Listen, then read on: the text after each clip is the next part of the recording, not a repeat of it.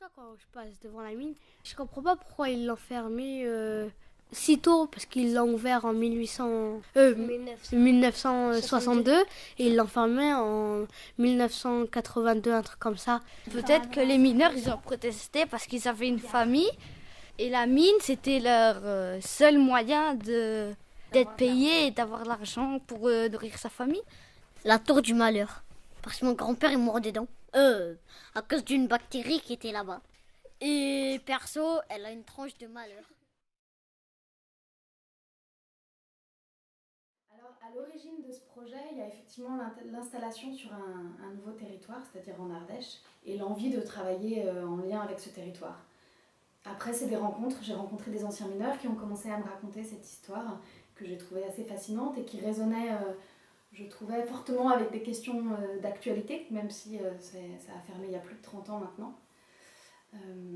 Voilà, donc on a commencé sur un travail de recherche documentaire, d'entretien, pour lequel on s'est associé à des sociologues, puisqu'on s'est dit que c'était pas notre métier et qu'il y avait forcément des façons de faire ce travail-là, avec notamment un sociologue de l'université d'Amiens qui est spécialiste dans les effets sociaux de la désindustrialisation, qui s'appelle Pascal Deporter, qui est venu en Ardèche avec un groupe d'étudiants voilà, qui nous ont aidés à mener les entretiens, à rencontrer des gens qu'on n'aurait pas forcément rencontrés seuls, etc. Et de ça, on s'est retrouvé avec une matière assez gigantesque, parce qu'il y avait plus de 35 entretiens de 4 à 5 heures. Donc on a dû sélectionner, choisir, déterminer déjà des thèmes, des axes, pour transmettre ça à Sébastien Joagnès, qui est l'auteur du spectacle, qui à partir de cette matière réelle, lui a réécrit, voilà, pour aller vers une écriture plus poétique, c'est-à-dire issue du réel et ancrée dans le réel, mais plus poétique.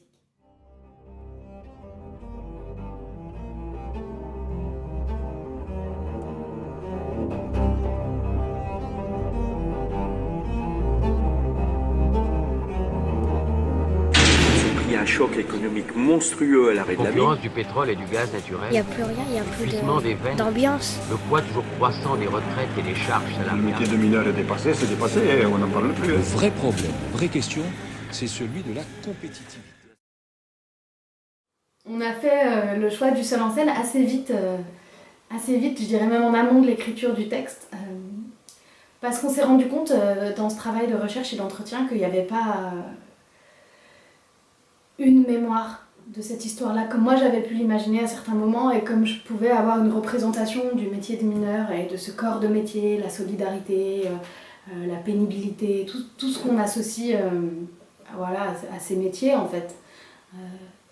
Et en creusant un peu le sujet, on s'est rendu compte que non, il n'y avait pas une mémoire, mais que chaque personne qu'on a interrogée nous a amené à une vision complètement différente de ce monde-là, en fonction de l'endroit dont il parlait, que ce soit un Algérien ou un Harki ou un immigré des pays de l'Est ou un Ardéchois de souche qui s'est mis à travailler là-dedans parce qu'il n'y avait que ça à faire ici à ce moment-là.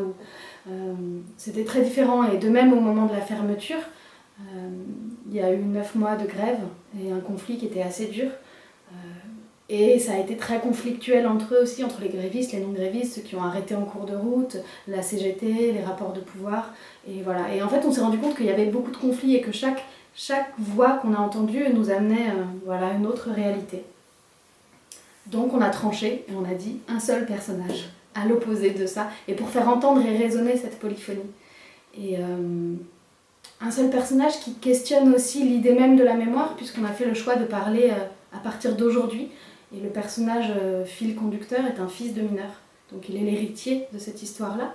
Et il la réinterroge avec son regard à lui contemporain et des questions aussi contemporaines sur le chômage, sur des questions même d'écologie, etc.